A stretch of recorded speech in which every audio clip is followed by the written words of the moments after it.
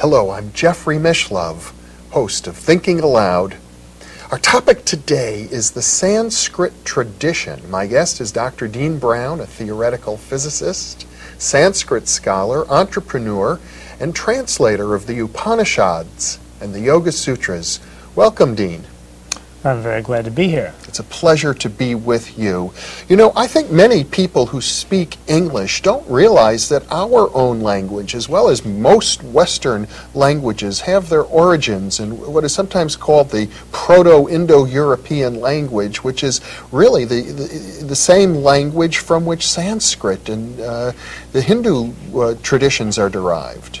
Yes, English, Russian, Icelandic, French, Greek are all dialects of a mother tongue that's spoken very widely in India and many parts of the world. We think of ourselves as being Western, and we think of India and its culture as being Eastern, but actually they have not only a common linguistic origin, but a common cultural basis as well. Yes, common thought. If we divide East and West, I would put the boundary between India and China, perhaps. But India is Western, by my way of thinking. Well, and Buddhism, which was born in India and then moved to China, bridges that gap as well. So Buddhism is the West that went to the East. There we have an example of how we're much more intimately related to Eastern culture than we think, and many, many, many words in the English language have Sanskrit origins, or origins that are traceable to the Sanskrit tradition in the earlier Proto-Indo-European language. Oh yes, most of the words in English, say, go back either through the Teutonic Northern European Icelandic route to the Sanskrit or the Vedic, and then through the Mediterranean route, the Romance route. Now we think of Sanskrit as a language of mysticism, the language of the Bhagavad Gita, of the Yoga Sutras, of the Vedas, the language in which there's the great equation, atman equals brahman. Let's start there. Maybe we can you could elaborate on that. Well, Sanskrit's an artificial language spoken in the wisdom traditions and in the great hymns. The language spoken in the street in ancient times would be called Vedic. Vedic is a vernacular, and Sanskrit is a synthetic language.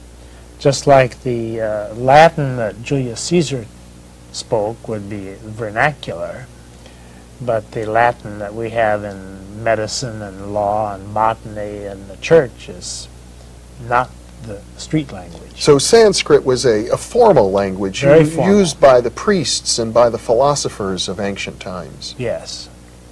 And it is very beautiful, but it wouldn't give you much of an idea of what's actually spoken in the bazaar. But there's a lot of abstractions that we find in Sanskrit that have permeated our modern idiom. Concepts like karma, concepts like Brahma. Yes, that's why we think of Sanskrit as a scientific language. Mm-hmm. The terms in Sanskrit are so precise that they're used in the street today in California, for instance, because the English equivalents don't exist. There are many, many words in Sanskrit that describe states of consciousness. States of consciousness, thinking, mentality. There are other languages that have feelings in them, but Sanskrit has precision for thought and consciousness. And metaphysics. And metaphysics, yes. And cosmology. Now, you've translated the Upanishads, very ancient and revered sacred texts. You have described to me how these texts are really to be chanted. They're like poetry in a way, and yet they have a precision to them. Could you read one of those? Yes, there are a couple hundred Upanishads known today, and when the rishis, the teachers, started teaching the Upanishads to the Western scholars a couple hundred years ago or 150 years ago. They were very open in chanting them at first, and then they realized that if they're written down, they lose some of the power. So only about 100 of them have been written, and the rest are still in the verbal tradition. Orally Oral transmitted, tradition, memorized. which is the origin of all wisdom, is in the oral tradition. But to give you an idea of some of the melody in these documents, I picked the beginning of the Isha Vashapanishad, which goes like this. Om, the sound of the universe. the sound of the universe, from which we get our modern word of human, Om. Humble.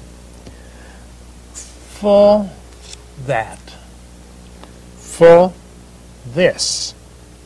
From the full, everything has come out. Having taken everything out of it, the full alone remains. Om Shanti Shanti Shanti. Peace. In the world whatsoever changeful is, all this with the Lord should be enveloped. By that renunciation, support yourself. Do not covet the wealth of anyone. Only for performing good deeds should one desire to live 100 years. Only thus and in no other way will your work not have stains. It actually is in some ways reminiscent of the Old Testament. Don't covet things, do good. Oh yes, the ideas are the same. There is a universal ethic. But then there's something a little deeper in there about non-attachment. Oh yes, the ideas have many layers of meaning. They just go on and on. You can take one of these sutras and dig in it forever. The word sutra is interesting. It's the same word that we have in the hospital. If you sew up a Suture. word, suture. A sutra means a string of pearls. So these ancient poems are called sutras. They're strings of pearls. They're really like They're tied together. nuggets of wisdom. Nuggets of wisdom, right. In a way. And that's why I read it with pauses between the lines, because each line has multiple meanings, and if you pause, it sinks into the subconscious more. Now, I think it's very interesting what you said earlier about the word human. We're all human, but very rarely do we pause to think, what does that word mean? And here you've traced it to a Sanskrit root, Aum, which is the eternal sound of the universe. The eternal sound from which the universe is expressed. So everything that's in the universe is human. Everything that's alive is human. Homo sapiens, among other things, is human, but we won't be around very long. Humanity will prevail long after Homo sapiens has been forgotten. And the Vedic tradition is one that has this sense of eternal cycles. Lots of time. Yes, in the Veda there are epochs of time that come and go like a big wheel. We're coming to the end of an epoch right now, which is one of the worst ones. And The Kali Yuga. The Kali Yuga, and we'll come around to a better time. Yeah. If you don't like these times, hang on. Better times are coming. Well, it's interesting to me, Dean, you had had a career in theoretical physics, and many theoretical physicists, such as yourself, have studied the Sanskrit tradition. Many of the great physicists have made a point of it. Yes, physicists like the Sanskrit tradition because the cosmologies that were written down, how the universe came about, apply pretty much today. In other words, that there's a sense amongst physicists that the precision, the rigor, the depth of insight amongst the ancient Sanskrit wise people, the rishis, speaks to us today, to the scientific mind. Oh, very much so. The story is told about Oppenheimer, Robert Oppenheimer, when he saw the first blast, nuclear blast at Alamogordo. And the press said, "What were you thinking when you saw the first atomic bomb?" And he said, "Well, I was thinking of the dance of Shakti." The dance of Shakti. Yeah, and as I recall, he used a quote from the Bhagavad Gita to describe the atomic bomb, brighter than 10,000 suns. Brighter than 10,000 suns. Yeah. So this is called, the Vedic writing and the Upanishads are called science by people who've studied them, not only in ancient times, but today. Yeah. Science meaning to discriminate between this and this. Well, Dean, we're going to be taking a break shortly. We'll be back in just a couple of minutes. We've got a lot to explore about the Sanskrit tradition and its relevance to us in our lives. Thank you.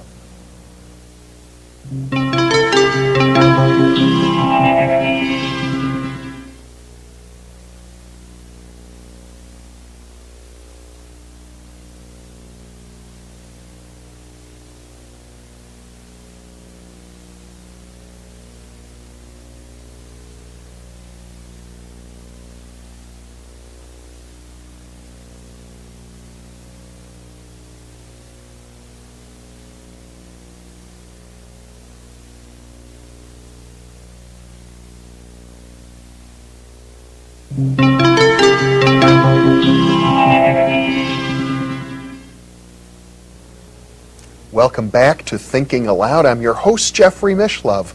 We're talking about the Sanskrit tradition with physicist and Sanskrit scholar Dean Brown. Earlier, Dean, I mentioned what you might even think of as an equation. Atman equals brahman, which to me is one of the fundamental insights of the Sanskrit tradition. The idea is, I think, the essence within each of us, Atman, is the same as the essence of the whole universe, Brahman. Yes, the biggest thing that you can think of is Brahman. Ever expanding. It is all the universe and all the many universes, if we have parallel universes, all summed up into one unbounded, expanding everything. And also the supreme deity. And the supreme deity, Brahma. On the other scale, the smallest thing you can think about is your center, and your true self is smaller than any of the parts that go to make it up. It's not your body, it's not your ego, it's not your self-image, it's essential inside of all of those. And the equation of the Veda is Atman equals Brahman. That which is everything is that which is your essence, personally. That seems to be at the heart of all mysticism, really. Yes, I think all other forms of mysticism, all the other traditions, all the other cultures arrive at the same point. I think the Vedic is the most extended and most sophisticated version of it, but I think that we're all saying the same thing. It's sort of like the E equals MC squared of metaphysics. It is that and much more, yes. And if I understand the Vedic tradition, the Sanskrit tradition, it is out of this insight that a science of metaphysics unfolds. Yes, from this point, Atman equals Brahman, we get the whole cosmology of the ancient Indians, the ancient Greeks is derived from it because Greek is a Vedic subculture, and Latin, our modern science is derived from it. All of that comes in its many forms down to us in the modern form of Advaita, Vedanta. Vedanta means the fulfillment of the Vedas. Veda means wisdom. And Advaita means not two. That which is the biggest is not different from that which is the smallest. So when we think of Hindu culture, for example, as being polytheistic, and we don't understand this Advaita tradition, we're missing something very important about the way they understand their relationship to their deities. Yes, indeed. The Vedic tradition, the Vedic wisdom is so extensive that when a person comes to it, he brings himself to it first. So the first thing one finds in the Veda is himself. And his polytheism, as it goes deeper and deeper into it, becomes a monotheism, and beyond a monotheism. Even monotheism is not essential enough, not subtle enough to get the idea that you ultimately find in the Veda. Yeah. Now in Plato we have the notion of the world of ideals. We call it the Platonic world, the world of pure forms. But this is also found in the Vedic tradition. See, that's in the Veda, that in Sanskrit that's called the Ritambara Pragyan. Ritam is where we get our word right. This is right, this is a right angle, make a right turn at the corner, let's make it right, let us correct something. That all goes back to the Sanskrit idea of that which is perfect. Mm-hmm. And everything in the universe, everything that's manifest, is imperfect. So the dynamic of the universe is for the imperfect to dynamically approach the perfect. Mm-hmm. And the metaphysics, the practical aspect, as I understand it, of the Vedic metaphysics is that through disciplines, through meditation, through centering oneself, we are able to apprehend that Ritambara world, that perfection, and then we can bring it into manifestation in our lives. Yes, by keeping your eye on the perfect and letting your feet find the way in nature, we bring about the expression of perfection in the manifest. Mm-hmm. And so the word atman, the Sanskrit root man, mankind, mind, mental, manifest, manual, are all part of our word human, mean manifest the ideal. Mm-hmm. So the word human combines that sense of aum, the sound of the universe, with the idea of manual, taking action, using your hands, being here and now in the world. Yes. And even the word action comes from the Sanskrit idea of prakriti. To act comes from prakriti, and prakriti is their word for nature, practical. Mm. Practical is in contrast to theoretical. We have theory and praxis. Theoretical, comes from the Sanskrit devas, deus in Greek, theos in Greek, deus in Latin, divine, which originally means senses. Your senses are your devas. So God is your senses, your perception of the universe. A very sensory experience is the way that we connect. Everything comes from your senses. Mm-hmm. Now, you have thousands of senses, but it's through all of your senses that you comprehend God, the universe. And the very idea that a human being can comprehend the divine, the infinite, is particular in some way to the Sanskrit tradition, I think. Yes, indeed. And to comprehend the divine, which is to say everything, one comprehends oneself, one's atman. Mm-hmm. The route to the divine is through the atman. Mm-hmm. The route to everything that you sense or can sense is through your center. Now, the Sanskrit tradition, of course, is a vast literature. We have the Vedas, the Upanishads, the Mahabharata, the Bhagavad Gita, the Yoga Sutras, the Brahmanas. The Tantras. The Tantras. Well, the Tantras in particular are interesting because, as I understand it, they're really the oldest of these traditions. Yes, the Tantras are the shamanic practices of the proto-Vedic people. The Indo-European people. The Indo-European people, which are parallel to all shamanic people. And it evolved into the Vedas and the science and theory. but they started as rituals and practices of nomadic people.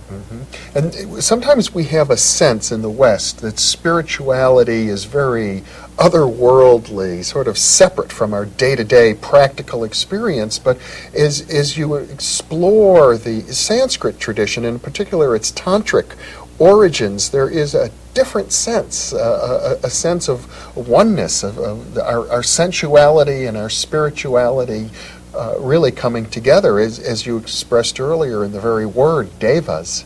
Yes, God is approached through nature. Just as in the Hebrew Kabbalah, the Ein Sof, the God is approached through the Shekinah, who is approached through the Malkuth, the nature. So one gets to God through nature, and one gets to nature through God. Now you've done something very interesting here, and I know you're a scholar of many traditions as well as Sanskrit, by bringing in the Hebrew. I think it's useful to point out to our viewers that when it comes to human culture, there are many different streams. Hebrew, the Sanskrit, perhaps the Chinese, the metaphors. Polynesian, the American Indian, the African, that Mayan. Linguistically they're quite separate, but yet in terms of the sense of the world, one might say that they all have their origins in a kind of common human culture, which we might describe as shamanic. Yes, they're based on experience. The raw native experience of any person, where he comes from, the home and the hearth and the field and the hunt, lead to our metaphysics. And all these forms of metaphysics are isomorphic. Isomorphic meaning? The same form. To have the same form. They're different ways of saying the same thing. And yet they appear quite different. Superficially, but they all reduce down to experience.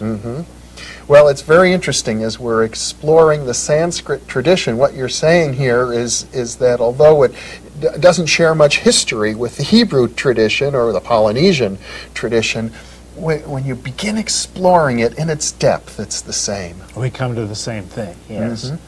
The Vedic way is a nice way to do it because it is so thoroughly developed. But one can do it in Polynesia just as well. Yeah. Well, we're going to be exploring some of the practical aspects of the Sanskrit tradition. In part 2 of this program, we'll be looking at the Yoga Sutras in particular, where we have a very specific, detailed, step-by-step instruction for achieving the kind of insights. Dean, thank you for being with me. And thank you for being with us.